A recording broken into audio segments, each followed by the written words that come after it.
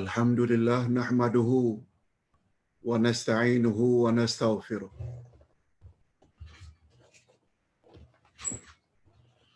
Wa na'udzu billahi min shururi anfusina wa min sayyiati a'malina.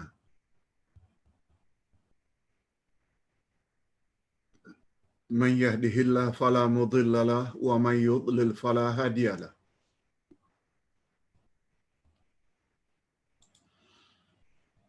Asyhadu an la ilaha illallah wahdahu la syarika lah wa asyhadu anna Muhammadan abduhu wa rasuluh la nabiyya ba'dah.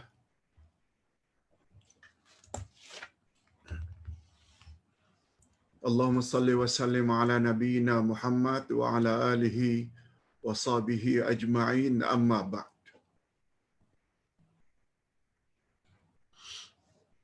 Hadirin dan hadirat serta para pemirsa yang saya hormati, Assalamualaikum warahmatullahi wabarakatuh. Alhamdulillah, kita bersyukur kehadirat Allah Azza wa Jalla. Berkat taufiknya, kita masih lagi diberi oleh Allah peluang untuk mendalami selok-belok agama,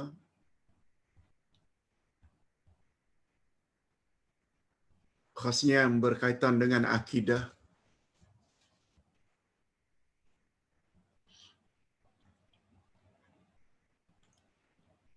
Dan pembahasan kita pada pagi ini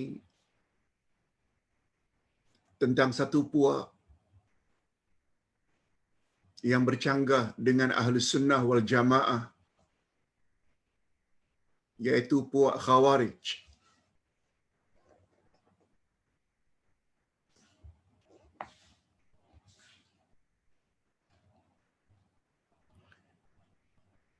Kalau sebanyak lebih kurang 6 siri kita bahas tentang Syiah secara detail,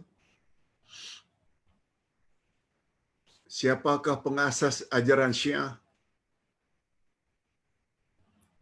apakah keyakinan utama atau akidah Syiah,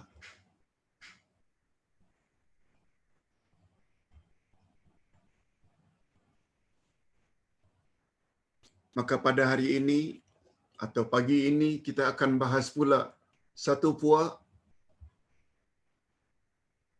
selain Syiah, yaitu Khawarij.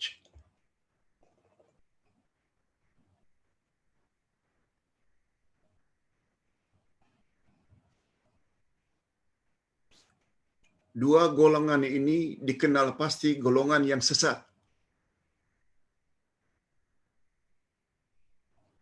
Perbezaan utama dua kelompok ini,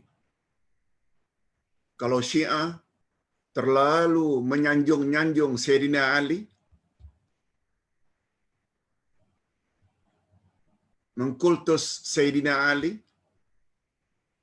Nah, Khawarij pula mereka yang mengkafirkan Sayyidina Ali, tidak sayang Ali.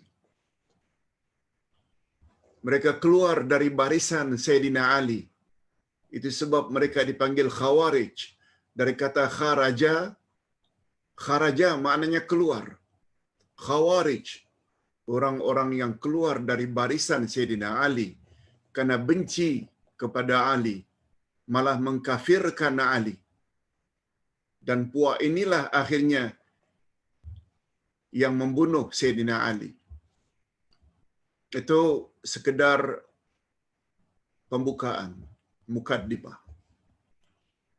Tak tahu persamaan Khawarij dengan Syiah, mereka sama-sama sesat, mereka sama-sama bukan umat ittiba' Rasulullah, walaupun mereka umat ijabah,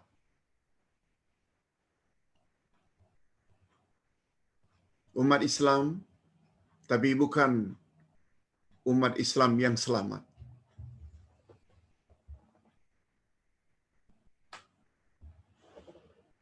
Itu persamaannya sama-sama sesat.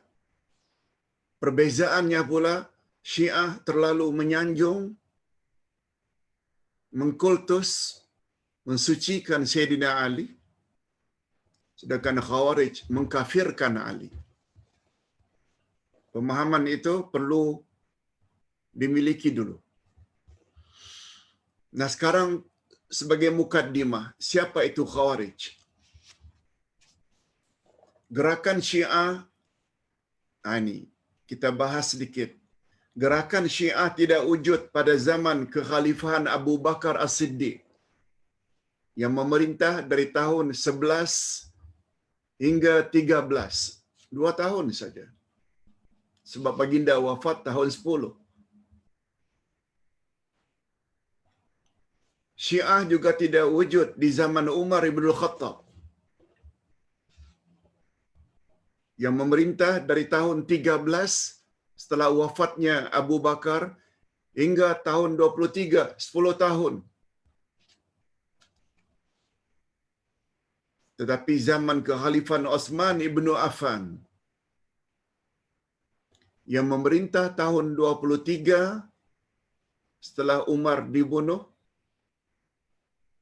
sampai tahun 35. Pada zaman itulah pahaman Syiah mula muncul. Syiah mula muncul lebih-lebih lagi 5 tahun terakhir. Kalau Osman dibunuh pada tahun 35, 5 tahun terakhir sejak tahun 30.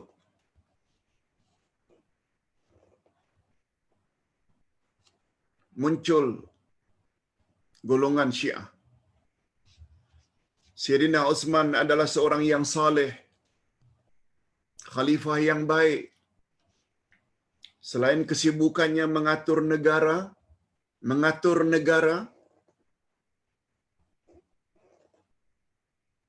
ini memberi isyarat Islam satu agama yang perlu ambil berat tentang siapa yang sepatutnya mengatur negara. Osman, sebelumnya Umar, sebelumnya Abu Bakar, peranannya mereka sebagai ketua negara. Ini pembahasan politik. Islam tidak merangi politik. Rasulullah pernah jadi ketua negara. Negara Islam. Abu Bakar, Umar, Osman, Ali, semua ketua-ketua negara.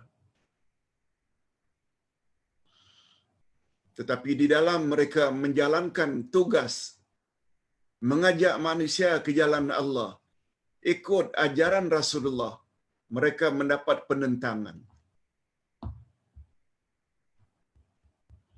Itu sebabnya umat Islam jangan buta politik.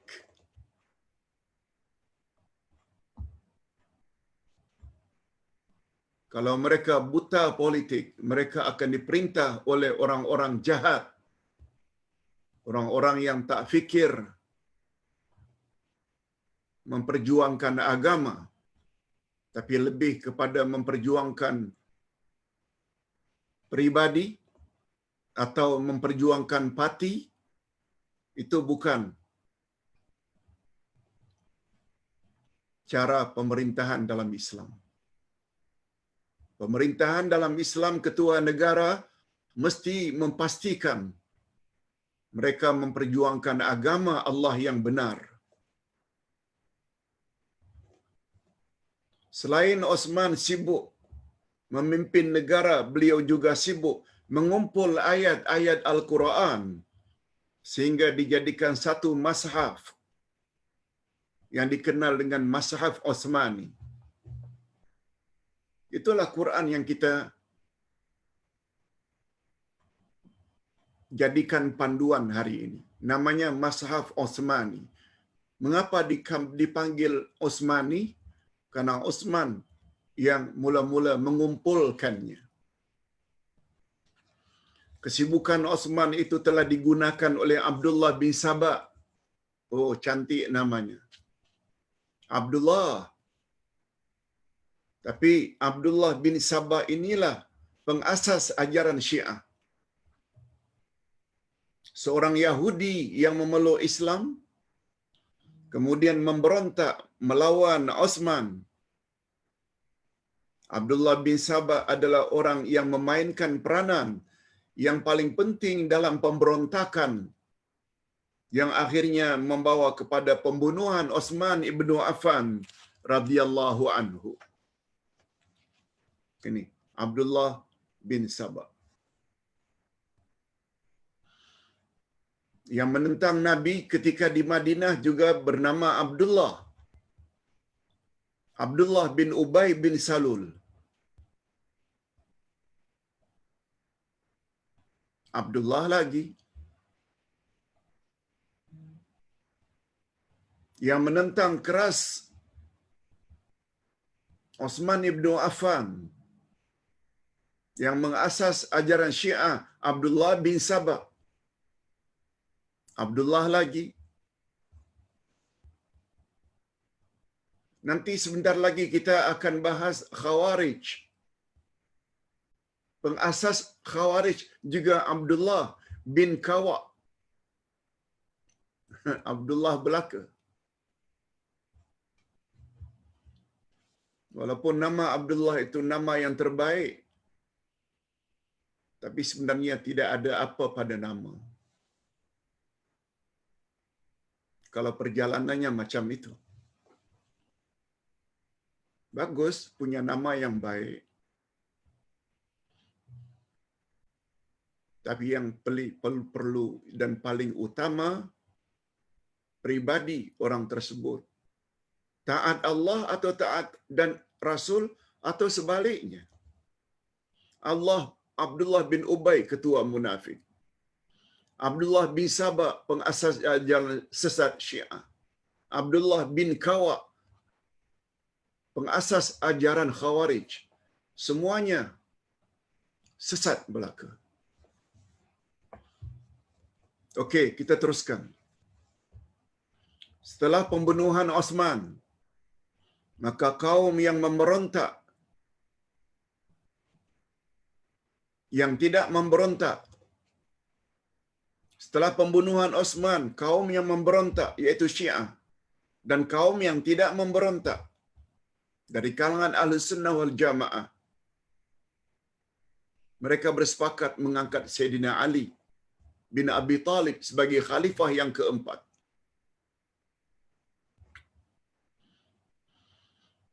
Tetapi sungguh mengecewakan, karena sejak permulaan pemerintahan Ali telah muncul 4 golongan.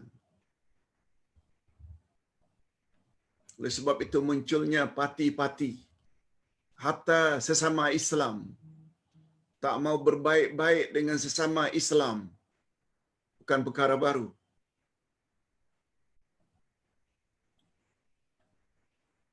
Sejak zaman Sayyidina Ali lagi, telah ada 4 kelompok. Ini disebut di dalam kitab Fajrul Islam oleh Muhammad Amin.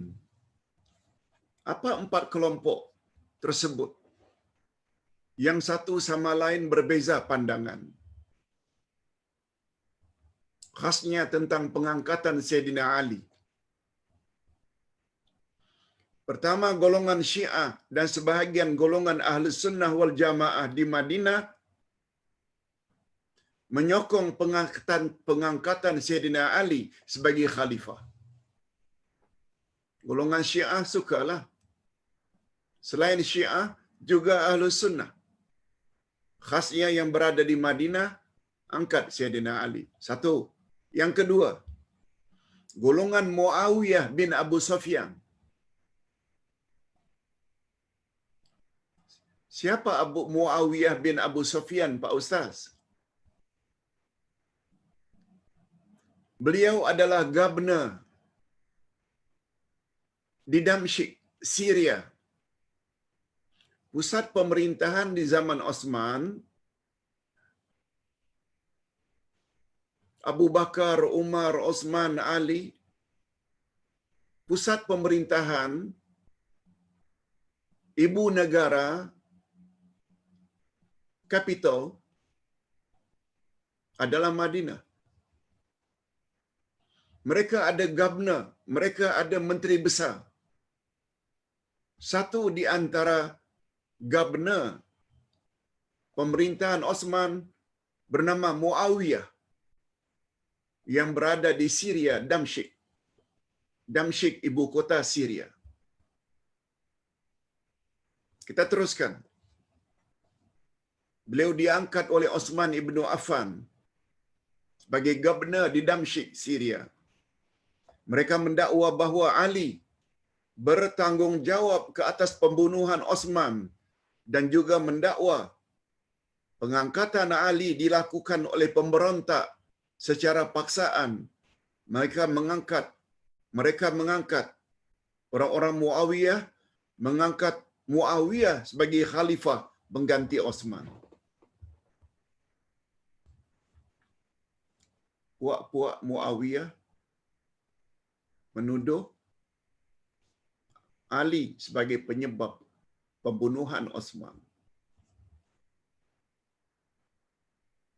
Mereka tidak setuju pengangkatan Sayyidina Ali sebagai khalifah keempat. Mereka pula mengangkat Muawiyah sebagai khalifah. Dah dua. Yang ketiga, golongan Sayyidatina Aisyah radhiyallahu anha ummul mukminin, Talhah bin Zubair. Mereka tidak mengangkat atau mengakui pengangkatan Ali karena mendakwa ia dilakukan secara paksaan. Tetapi mereka tidak membabitkan Ali dalam pembunuhan Osman. Sayyidatina Aisyah tidak berada di Madinah. Tidak berada di Madinah Siti Aisyah ketika pengangkatan Ali sebagai khalifah. Yang keempat, golongan Abdullah ibnu Umar, Muhammad bin Salman, Muhammad bin Salama, Osman bin Zaid, Sa'ad bin Abi Waqqas, dan lain-lain. Nah, puak yang keempat ini pula, mereka tidak ikut serta mengangkat Ali sebagai khalifah, tapi tidak menyalahkan Ali dalam hal pembunuhan Osman ibnu Affan dan juga tidak menyokong Muawiyah di Damsyik.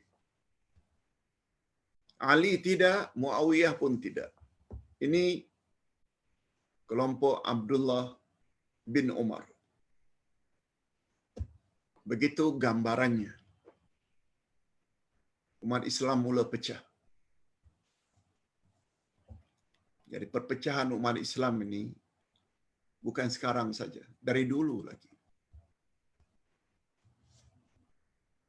Nah sekarang setelah kita tahu latar belakang itu, mari kita fokus bagaimana muncul Khawarij. Di antara aliran atau ajaran yang bercanggah dengan fahaman Ahli Sunnah wal Jamaah ialah golongan Khawarij. Perkataan Khawarij diambil dari kata kharaja yang artinya keluar. Karena golongan ini keluar daripada menjadi pengikut Sayyidina Ali bin Abi Talib.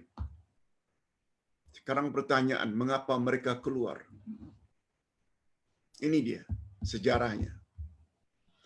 Golongan ini timbul pada tahun 37 Hijrah.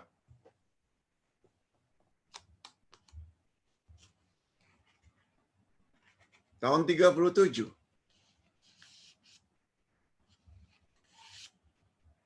Osman kan terbunuh tahun 35. 2 tahun kemudian terjadi perbalahan ini. Sejak dari awal lagi malah. Awal pemerintahan Ali. Tapi kemuncaknya pada tahun 37. Ali terbunuh tahun 40, 3 tahun kemudian.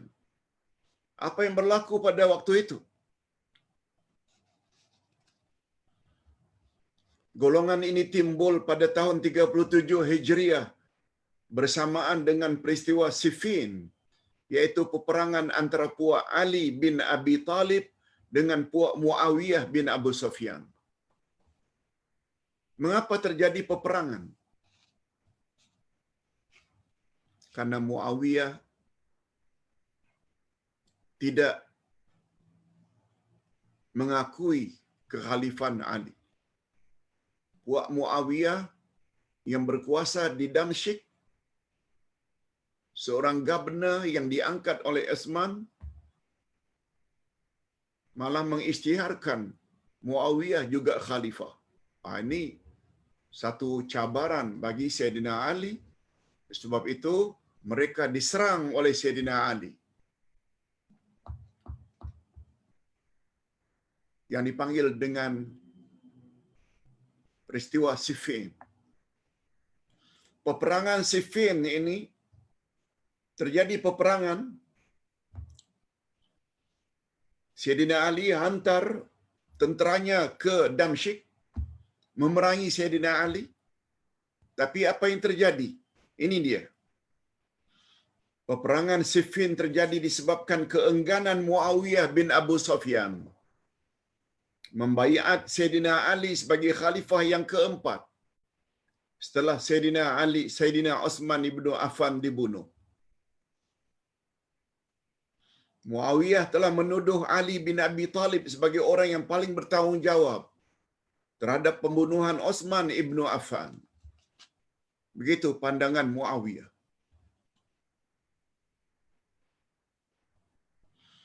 Beliau tidak iktiraf pengangkatan Ali karena menurut Muawiyah, Ali turut terlibat dengan pakatan membunuh Sayyidina Utsman. Begitu pandangan Muawiyah. Walaupun Ali bin Abi Talib menafikan tuduhan tersebut, namun Muawiyah tetap menuntut agar Ali terlebih dahulu menyerahkan kepadanya pembunuh Utsman. Sebab Muawiyah sangat sayang pada Utsman. Begitu beliau dibunuh, yang memerintah Sayyidina Ali diminta untuk menangkap pembunuhnya, untuk dihukum. Dengan demikian baru beliau akan merestui pengangkatan Sayyidina Ali sebagai khalifah keempat. Itu syarat Muawiyah.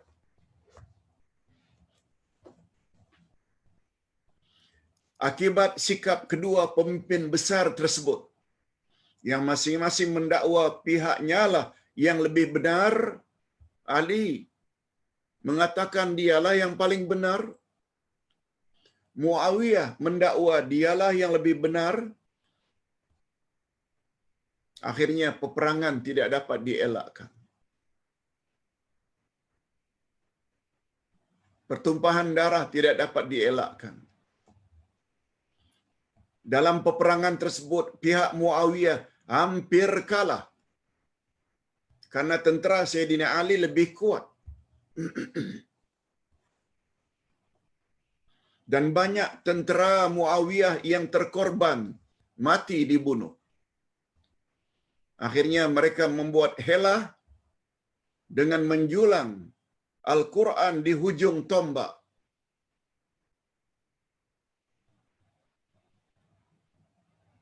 Dengan menjulang Al-Quran di hujung tombak. Istilahnya bendera putihlah, menyerah. Tapi mengapa Al-Quran?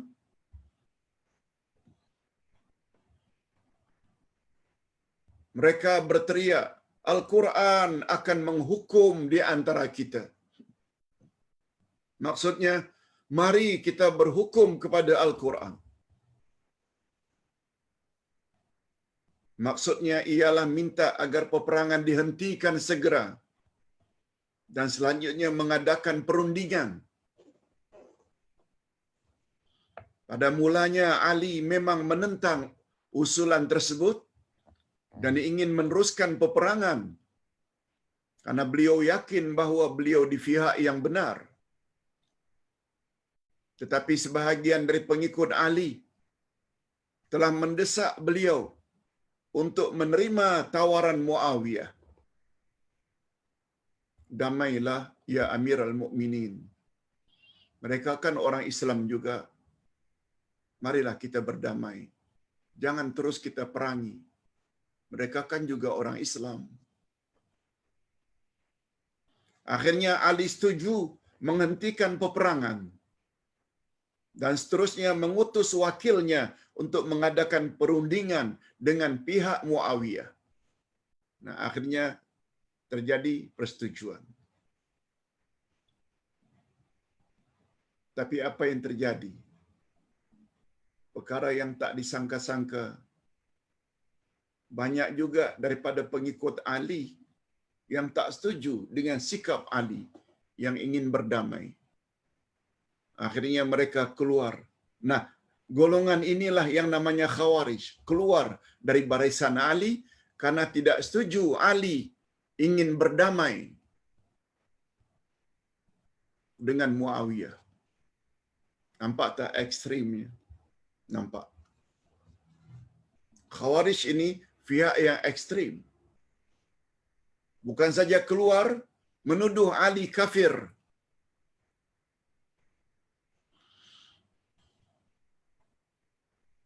Itu sebabnya jika ada di kalangan ahli sunnah wal jamaah yang karena dosa seseorang lalu suka mengkafirkan orang, ingat selalu, itu di antara ciri-ciri Khawarij. Ahli sunnah tak macam itu. Kan banyak. Sikit-sikit kafir, sikit-sikit kafir, sikit-sikit kafir. Namun demikian, ada sebahagian daripada pengikut Ali yang tidak setuju dengan pemberhentian peperangan itu. Mereka membantah sikap Ali yang menerima tahkim, yakni berdamai, berhukum pada Quran. Karena mereka anggap orang yang mahu berdamai di tengah-tengah pertempuran yang sedang berlaku adalah orang-orang yang ragu dengan pendiriannya dalam menegakkan kebenaran. Begitu dakwaan mereka. Akhirnya puak ini membenci Sayyidina Ali bin Abi Talib. Karena mereka anggap Ali seorang yang lemah. Mereka juga membenci Muawiyah karena menentang Ali sebagai khalifah yang sah. Jadi Khawarij ini Ali tidak, Muawiyah pun tidak.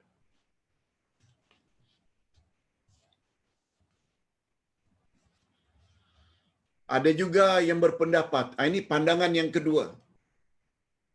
Asal usul golongan itu dinamakan Khawarij. Mengapa? Ini alasan mereka. Ada pula yang berpendapat bahawa mereka menamakan diri mereka sebagai Khawarij bukan karena keluar dari barisan Ali dan Muawiyah, tetapi sebaliknya keluar untuk berperang di jalan Allah untuk menegakkan kebenaran. Mereka gunakan ayat Quran ini, surat An-Nisa ayat 100. A'udzubillahi minasyaitonir rajim. Wa man yakhruj min baitihi muhajiran ila Allah wa rasulih thumma yudrikuhul maut faqad waqa'a ajruhu 'ala Allah. Siapa yang keluar dari rumahnya berhijrah kepada Allah dan Rasul. Maksudnya, siapa yang keluar karena ingin mentaati Allah dan Rasul-Nya, kemudian dia mati, mereka itu pasti akan mendapat ganjaran daripada Allah. Nah, puak Khawarij pula, mereka keluar ni karena ayat ini. bukan keluar dari Ali, dari barisan Ali. Okey. Itu sejarah. Sejarah tak boleh kita lupakan.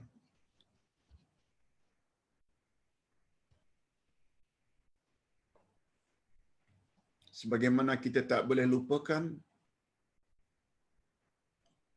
Malaysia ini Melayu punya.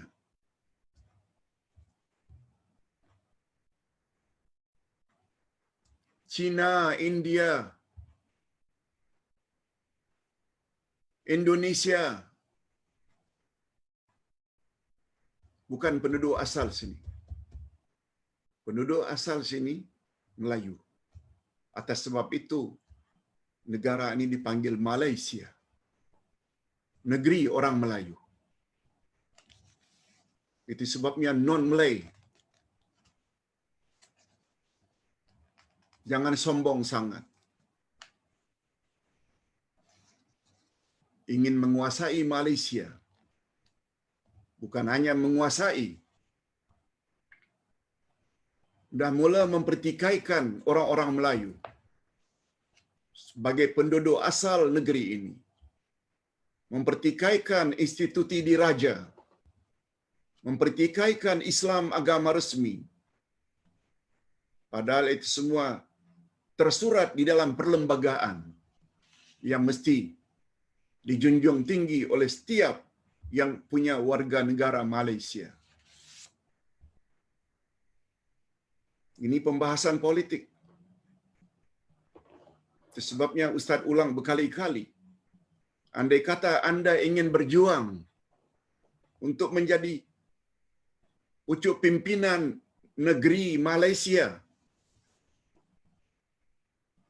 awak mesti letakkan memperjuangkan agama paling atas. Baru nasionalis. Baru yang bawah-bawah. Dan tercantum lagi di dalam perlembagaan agama Islam yang dijadikan sebagai panduan adalah Ahlus Sunnah wal Jamaah, tertera. Oleh sebab itu jangan sokong kalau ada pemimpin yang cenderung kepada Syiah, yang cenderung kepada Mu'tazilah. Mu'tazilah ni kita akan bahas sesudah Khawarij, iaitu golongan liberal yang beranggapan sama saja. Islam ke non-Muslim ke sama saja. No. Tidak salah mengajak orang-orang non-Muslim, non-Malay sebagai pemimpin, tapi bukan mereka sebagai policy maker. Mereka mesti menjadi orang yang menuruti kehendak perlembagaan yang sudah tercantum sejak merdeka lagi. Pembahasan politik. Jika umat Islam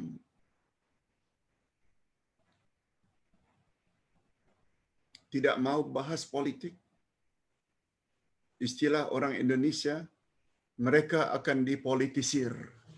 Mereka akan dipolitisir. Mereka akan dipolitikkan. Mereka akan dihancurkan. Islam tidak boleh dipisahkan dengan politik. Setiap pemimpin sesuatu negara Islam mesti meletakkan Islam nomor satu. Itu sebabnya bila ada pucuk pimpinan lebih mementingkan parti, lebih mementingkan diri, pemimpin-pemimpin seperti itu perlu dibuang. Ambil yang betul-betul meletakkan, memperjuangkan agama Islam, Ahlus Sunnah wal Jamaah, mesti yang paling atas. Mungkin ada jemaah mengatakan, Ustaz dah mula bercakap tentang politik. Memang pun Islam dan politik dua yang tak boleh dibezakan. Kita bahas tentang Syiah ini. Tengok apa yang buat Syiah hari ini. Iraq sudah menjadi negara Syiah. Apa yang Syiah buat di Syria, Ahlus Sunnah dibantai, dibunuh.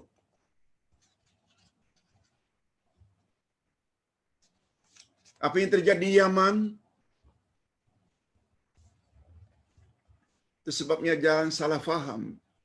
Bila Arab Saudi bantu pejuang-pejuang di Yaman, karena Yaman mau dijadikan negara Syiah.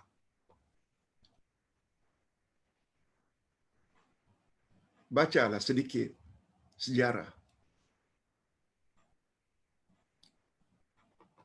Sikit-sikit jangan campur adukkan Islam dengan politik. Tahu tak? Pandangan itu sebenarnya menjurus kepada sekularisasi. Fahaman sekular ini ringkasnya parangan yang ingin membezakan negara hal negara, agama hal agama. Tak boleh kita satukan, tak boleh kita campurkan. Salah 100%. Itu sebabnya Ustaz selalu ulang-ulang. Jika awak ingin menjadi pemimpin, jadilah pemimpin yang bukan saja integriti, jujur, amanah, tapi Islam mesti dia letakkan dalam perjuangannya nomor 1. Bukan keadilan dengan memberi makna sama rata antara Muslim dengan kafir. No. Sejarah di mana-mana negara. India, mesti orang India yang memerintah. Tak boleh bukan India yang memerintah. Negara Cina, siapa yang ingin menggugat kedudukan Cina di Cina, dibantai, dibunuh. Masjid-masjid di India diroboh. Malaysia saja yang agak lunak. Bagus, memberi kebebasan untuk berusaha, silakan. Kalau menjadi pemimpin juga boleh, tapi bukan pemegang policy maker. Mesti Melayu yang lebih utama memerintah di Malaysia. Coba lihat pengalaman 22 bulan apa yang terjadi. Bukan saja institusi diraja, bukan saja agama Islam, agama resmi dipertikaikan, malah tulisan Jawi, bahasa Melayu pun dipertikaikan.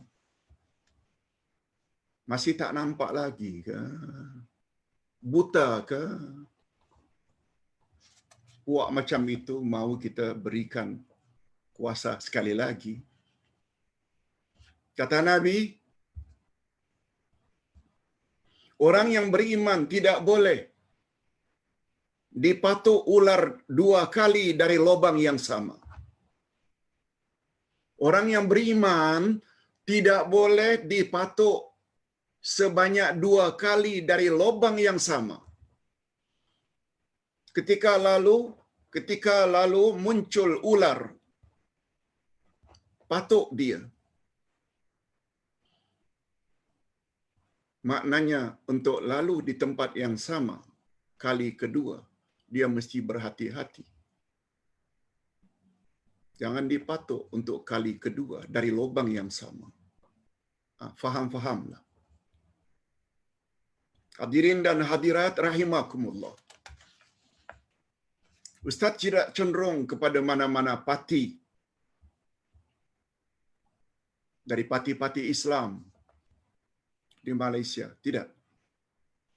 Ustaz lebih cenderung mengkaji Islam itu sendiri.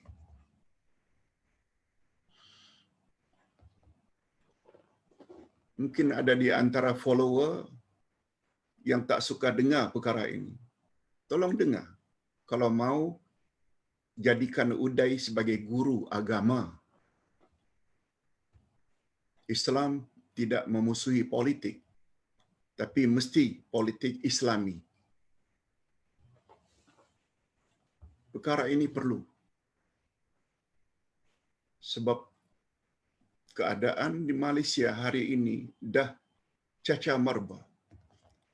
Orang seberang kata semeraut. Ya Allah, berilah kami pemimpin yang lebih memikirkan kelangsungan agamamu, ya Allah, di bumi ini, supaya kami sebagai rakyat Malaysia dapat beribadat kepadamu dengan tenang, dengan aman, sesuai dengan Quran dan Sunnah. Yes.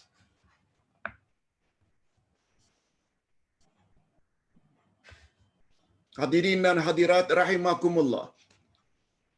Nah, sekarang kita nak bahas pula apa itu tahkim, Ustaz. Di Daumatul Jandal. Kalau baru-baru ini kita telah bahas satu pembahasan yang sangat berbahaya bagi umat Islam, yaitu dengan adanya Khadir Khum. Akidah Khadir Khum itu akidah Syiah. Mereka mendakwa kononnya Rasulullah sallallahu alaihi wasallam pada 18 Zulhijjah. 18 Zulhijjah. 9 hari setelah hari Arafah, haluan balik ke Madinah. Di Khadir Khum, satu tempat antara Mekah dengan Madinah. Kononnya Rasulullah sallallahu alaihi wasallam berpidato, mengangkat Sayyidina Ali, mengangkat tangan Sayyidina Ali. Siapa yang sayang padaku, dia mesti sayang kepada insan ini. Siapa yang memusuhi Sayyidina Ali, bermakna dia telah memusuhi aku, kata Nabi. Kita dah bahas dah tentang kepalsuan peristiwa tersebut.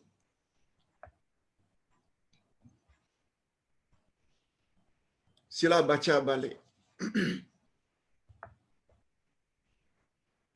Nah, sekarang kita nak bahas tentang tahkim di Daumatul Jandal. Apa makna tahkim? Apa makna Daumatul Jandal? Kita baca. Daumatul Jandal ialah sebuah tempat yang terletak di antara Kufa dan Syam. Dekat-dekat Iraq sana. Dekat-dekat Syria sana. Ada tempat namanya Daumatul Jandal. Di sinilah diadakan tahkim. Tahkim maknanya perundingan. Berhukum kepada hukum Allah antara wakil Ali dengan wakil Muawiyah. Wakil Ali namanya Abu Musa Al-Asy'ari, seorang yang saleh, seorang yang tawadhu. Sedangkan wakil Muawiyah pula adalah Amru bin As, orang yang agak licik. Wakil Ali namanya Abu Musa Al-Asy'ari. Wakil pihak Muawiyah namanya Amru bin As.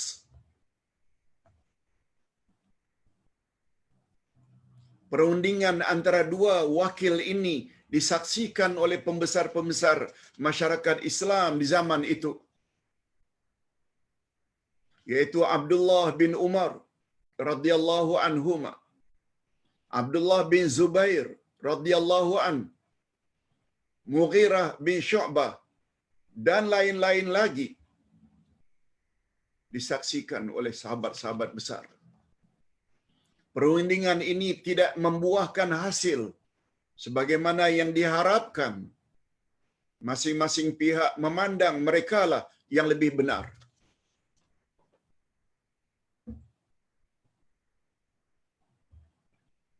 Rupanya perundingan itu tidak membawa apa-apa hasil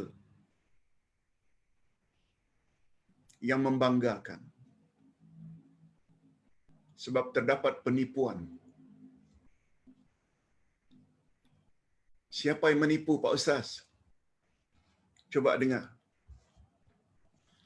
Ketika Sayyidina Ali bin Abu Talib mengutus wakilnya Abu Musa al-Asy'ari ke Daumatul Jandal, tekanan dan penentangan golongan Khawarij terhadap beliau semakin meningkat. Mereka dengan lantang mengkafirkan Sayyidina Ali. Ketika itu datang dua orang Khawarij, yaitu Zar'ah bin Barash al-Tai dan Harqus bin Zuhair as-Sa'di, menemui Sayyidina Ali sambil berkata, "La hukma illa lillah." Tiada hukum kecuali kepada Allah. Bagus.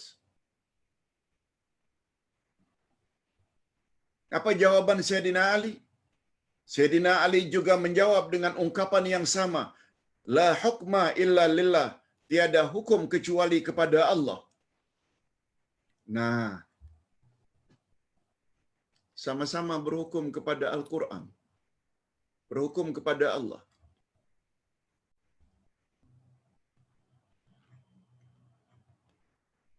Tapi pemahaman Khawarij lain, pemahaman Sayyidina Ali lain.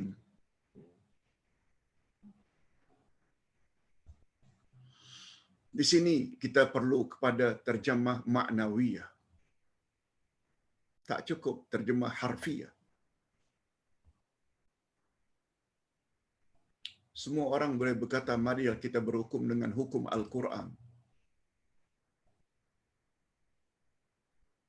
Tetapi apabila dia memahami Quran secara harfiah, literal translation,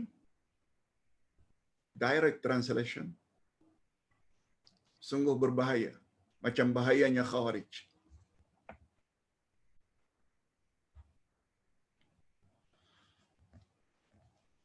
Terjadilah pembalahan yang sengit antara Sayyidina Ali dengan pemimpin Khawarij. Mereka menuntut supaya Ali bertobat kepada Allah. Kononnya, kesediaan Ali berdamai dengan Muawiyah itu bercanggah dengan Al-Quran. Ini tidak lihat ayat yang lain.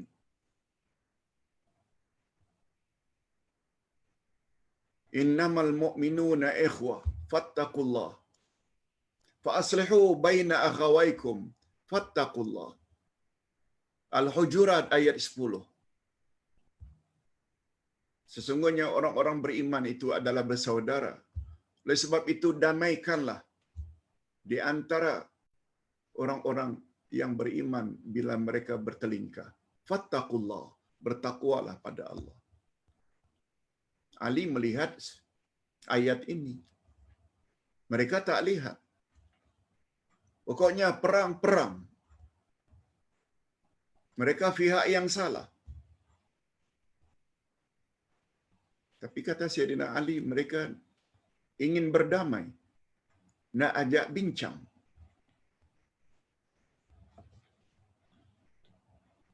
Sayyidina Ali berkata, ini bukan suatu dosa. Bila aku terima harapan untuk berdamai, bukan suatu dosa. Ini adalah hasil ijtihad. Ijtihad maknanya menggunakan proses akal sesuai dengan semangat Al-Quran. Rasulullah sallallahu alaihi wasallam pun pernah menyebut supaya kita berijtihad dalam perkara-perkara yang tidak pasti. Sabda Nabi, dibawa lagi hadis yang sahih riwayat Imam Muslim.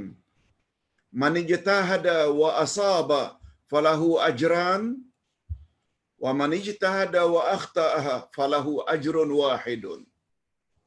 Kata Sayyidina Ali, bukankah Nabi pernah bersabda, siapa yang berijtihad dan benar atau bersesuaian dengan kehendak Allah ijtihadnya, maka baginya 2 ganjaran. Dan barang siapa yang beristihad dan ternyata salah istihadnya, maka baginya 1 ganjaran. Hadis riwayat Imam Muslim. Itu sebabnya kita jangan suka mengkafir-kafirkan imam-imam mazhab dalam mereka berijtihad sesuai dengan ilmu mereka masing-masing. Dalam beberapa hal kadang-kadang Imam Abu Hanifah berbeza pendapat dengan Imam Malik, Imam Malik berbeza dengan Imam Asy-Syafi'i, Imam Syafi'i berbeza dengan Imam Ahmad Ibnu Hanbal. Perbezaan itu perbezaan yang biasa. Sebab mereka bukan sembarang orang. Mereka ada ilmu tentang itu. Itu sebabnya kita yang bermazhab Syafi'i salat di Malaysia dengan cara begini. Sampai di Saudi Arabia yang mazhab resminya Hambali, Imam Ahmad Ibnu Hanbal ikut. Tak usah ke Arab Saudi, Mekah, Madinah.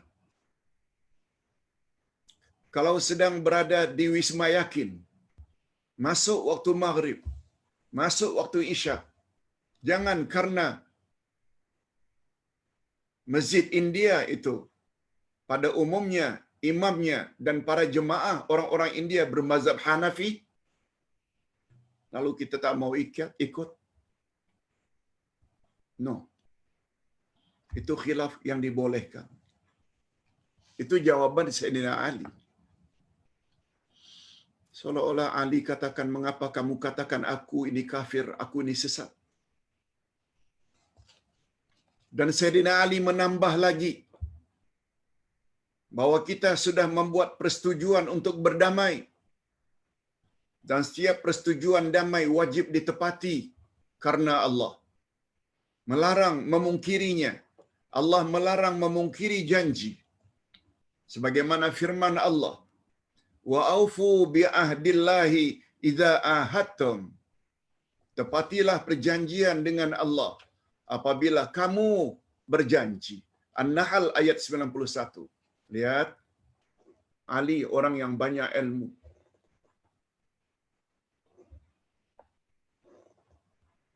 Sehingga ada kata-kata Rasulullah, kalau aku ini gudang ilmu, gudang, maka pintu gudang itu adalah Sayyidina Ali. Menunjukkan tingginya ilmu Sayyidina Ali. Betul? Lihat, dipadankannya dengan ayat ini, dipadankan dengan ayat itu. Bukan ayat yang satu itu saja. Ini namanya terjemah maknawiyah. Puak Khawarij tetap mendiri, Puak Khawarij tetap dengan pendirian mereka dan enggan menerima alasan Ali. Akhirnya mereka yang ketika itu berjumlah bukan sedikit, 12,000 orang terus meninggalkan Sayyidina Ali dan pergi ke suatu daerah di Iraq yang bernama Harawra. Ketua mereka pada waktu itu bernama, ini dia, Abdullah bin Kawwa. Dan beliau inilah dianggap sebagai Amirul Mukminin pertama bagi puak Khawarij. Puak Khawarij kata Abdullah bin Kawwa ini khalifah mereka. Bukan Ali, bukan Muawiyah. Puak Syiah dan Ahlus Sunnah pula mengatakan Ali sebagai khalifah. Puak Muawiyah pula, Muawiyah sebagai khalifah atau leader mereka.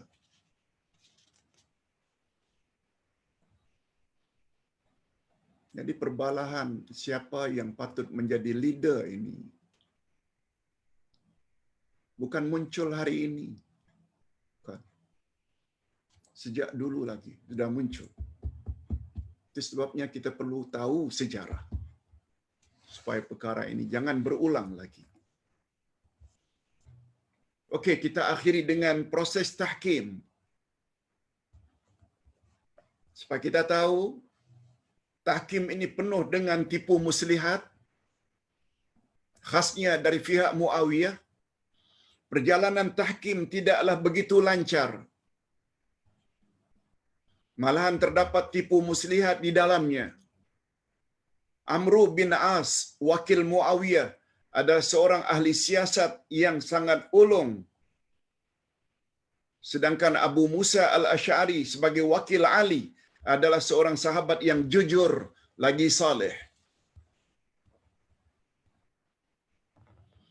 Di dalam tahkim tersebut Amru bin As,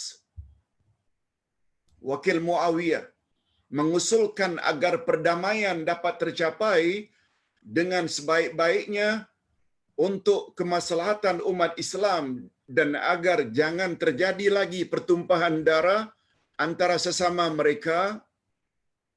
Maka kedua-dua pemimpin, yakni Ali bin Abi Talib dan Muawiyah bin Abu Sufyan, hendaklah terlebih dahulu dilucutkan kedudukannya sebagai khalifah.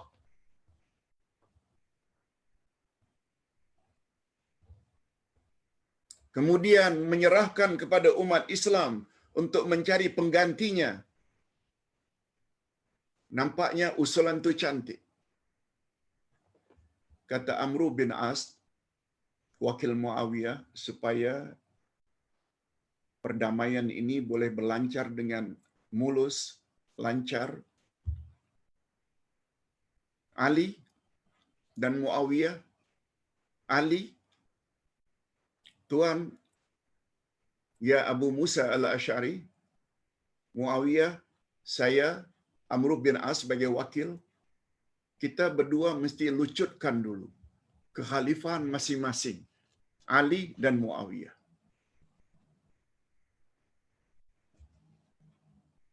Nampaknya cantik. Kemudian baru diangkat siapa yang layak menjadi khalifah. Usulan tersebut diterima baik oleh utusan Sayyidina Ali Abu Musa al-Asy'ari. Di depan khalayak ramai umat Islam di Daumatul Jandal diumumkanlah keputusan tersebut. Siapa nanti yang akan menjadi khalifah? Amru bin As meminta kepada Abu Musa al-Asy'ari, wakil Sayyidina Ali, agar memberi ucapan terlebih dahulu karena usianya yang lebih tua, untuk menerangkan bahawa Khalifah Ali bin Abi Talib telah diberhentikan dalam majlis tahkim. Dengan rasa jujur, wakil Ali Abu Musa al-Asy'ari pun mengumumkannya dengan berkata, dengan ini saya sebagai wakil Sayyidina Ali melucutkan, memberhentikan Sayyidina Ali sebagai khalifah.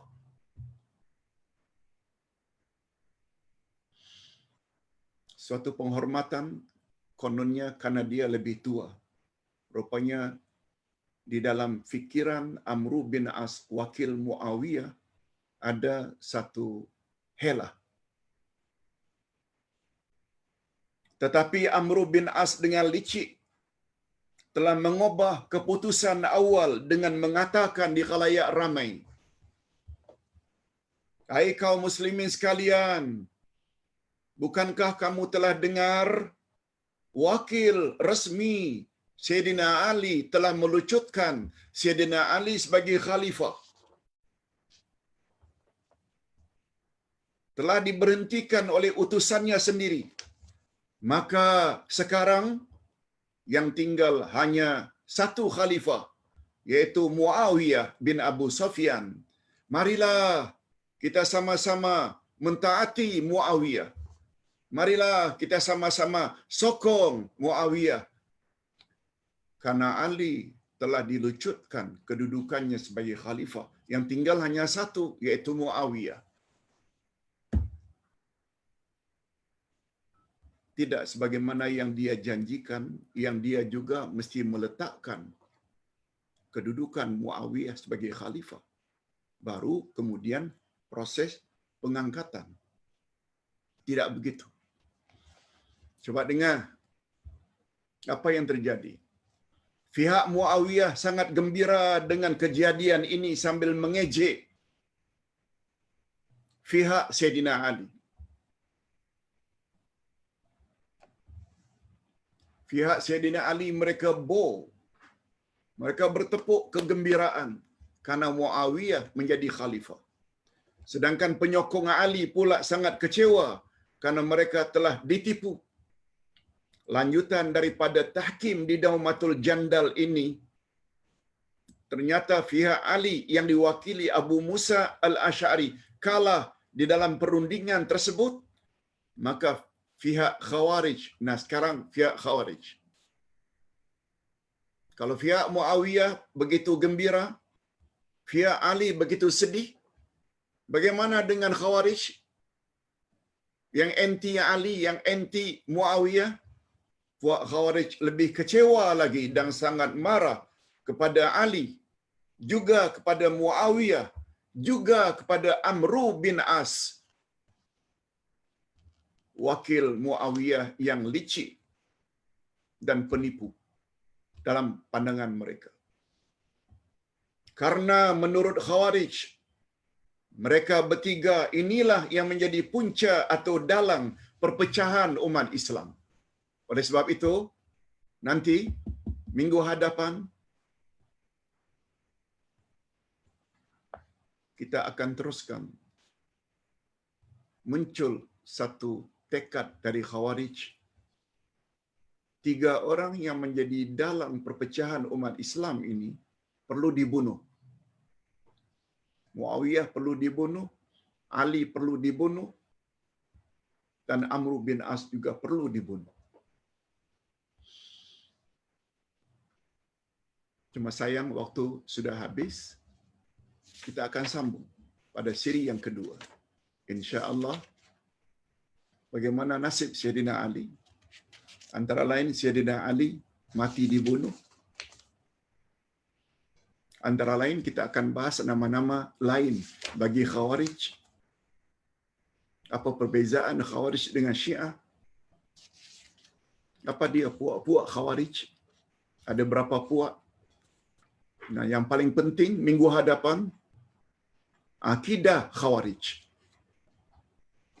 Sampai kita jumpa lagi insya-Allah minggu hadapan. Kita akhiri dengan doa.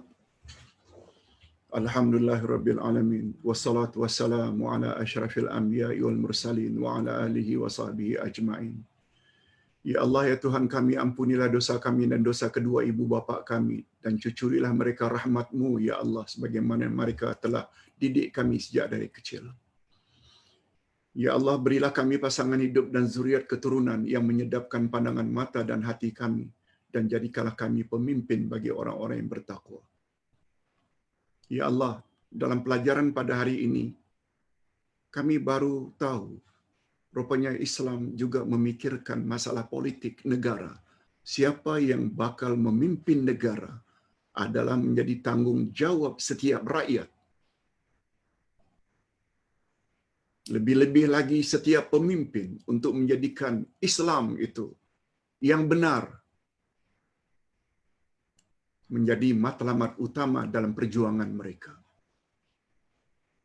Bukan sekedar bab ekonomi dan kesamarataan hak, tapi Islam mesti diletakkan sebagai perjuangan nomor 1. Atas dasar itu ya Allah, rupanya salah kami yang membenci politik. Betul? Politik yang hanya bersifat mementingkan parti dan kedudukan diri memang perlu dibenci. Tapi kami perlu sokong bila perjuangan itu ke arah memartabatkan agama Islam yang engkau redai berasaskan Quran dan Sunnah,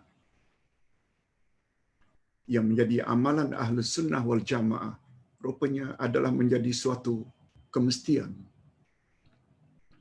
Ya Allah, angkatkanlah daripada kami COVID-19 dari negara kami, negara jiran kami, lebih-lebih lagi